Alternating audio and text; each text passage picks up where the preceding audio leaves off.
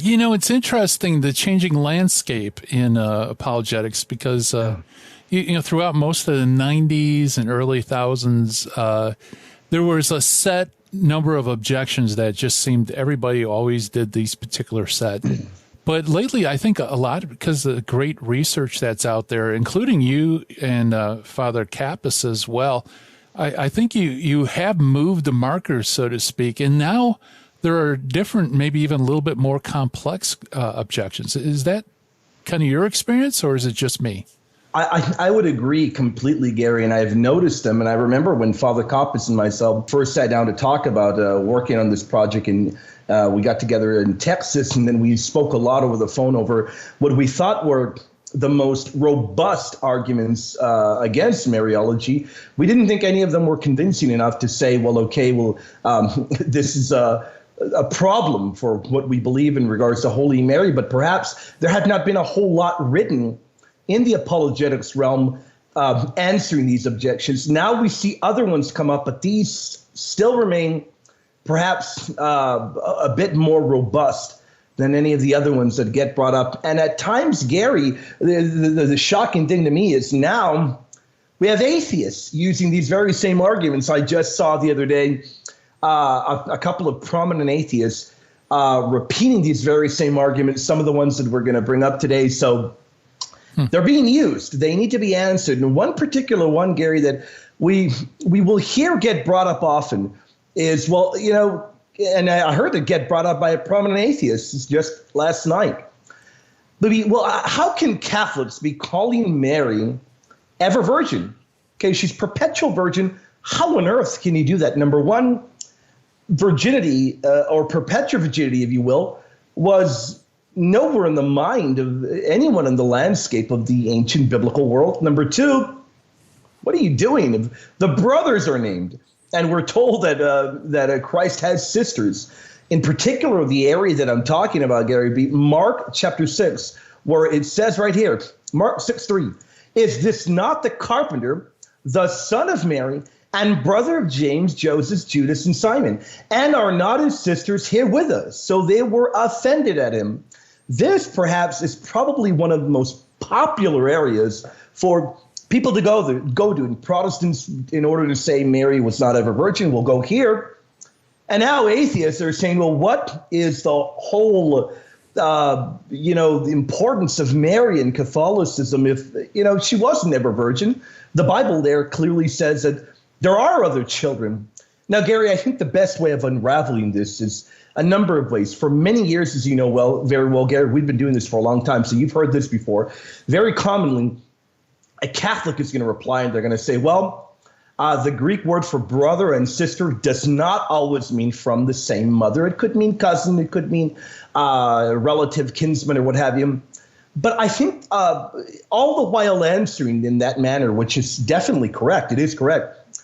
What at times we tend to fail to do is, depending on the context, it can mean that. But if they're not from the same mother, why on earth are they living with them? Because they're traveling with a mother. And in verse 4, we read they're from the same house. So if they're not from the same mother, how can they be in the same house? And I think Catholics, once you encounter a Protestant who brings this to a more robust level of contention, at times tend to get tripped up there.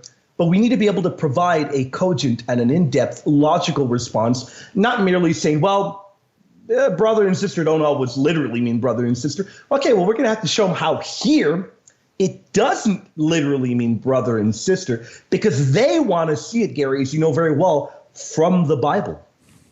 Yeah, that's, it's interesting that actually crossed into like atheistic or theistic apologetics. Yeah. All the weird things. So you're right. You need to kick it up to a new level and anchor it in the Bible if you're going to talk to Bible Christians. Here's the important thing.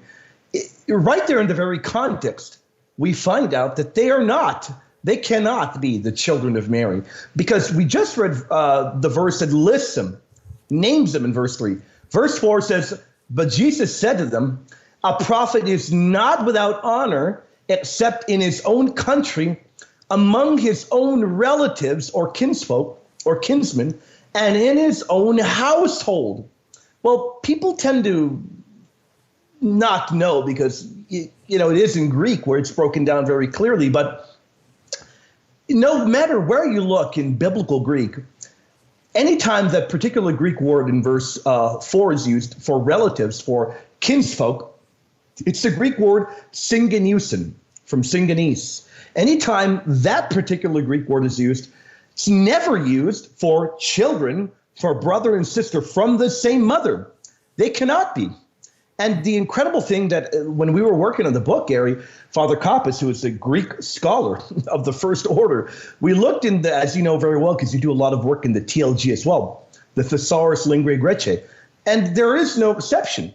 That cannot be reference to these brothers and sisters cannot be Mary's children, because our Lord tells us, how are they his brothers and sisters? Well, they're his kinsfolk, his kinsmen. They are related to him, but they are not of the same mother. That is really important because our Lord, right there in verse 3, we get the names of the brothers and we're told they're our sisters. And right there in verse 4, we're told how they are brothers, Gary, and how they are sisters. And for the other objection, Gary, people will tell you, well, if you're going to tell me they're cousins, how could they be living in the same household? They're living in the same house, Gary. And the very clear answer to that is a clear one. If we look in the book of Numbers, the book of Numbers shows how ancient biblical houses were divided in the ancient biblical world. And it tells you part of that ancient model had, and it uses the same Greek word for cousins or kinsmen living in the household with others. So it wouldn't have been out of line or illogical to have these relatives, whether they be cousins or far off cousins or what have you, living in that same household. What we do know definitively, this is a show where we want to definitively give answers, definitively they could not have been and were not the children of Mary. So that objection right there in the Gospel of St. Mark, we can answer it by showing they're not the children of Holy Mary. Yeah, that's great. So zeroing in on those two words as a descriptor really does put to lie this idea that these are the children of Mary. And did you have, what's the typical feedback from this kind of a answer when you dive into the Greek? Has there been any, or? There has not been anything substantial. And I want to give a tip of the hat to a number of debating opponents of mine whom we test all of these in debate. So we don't just write them and put them in a book. We put them to the test in debate against who I believe are the best debaters in the Protestant world.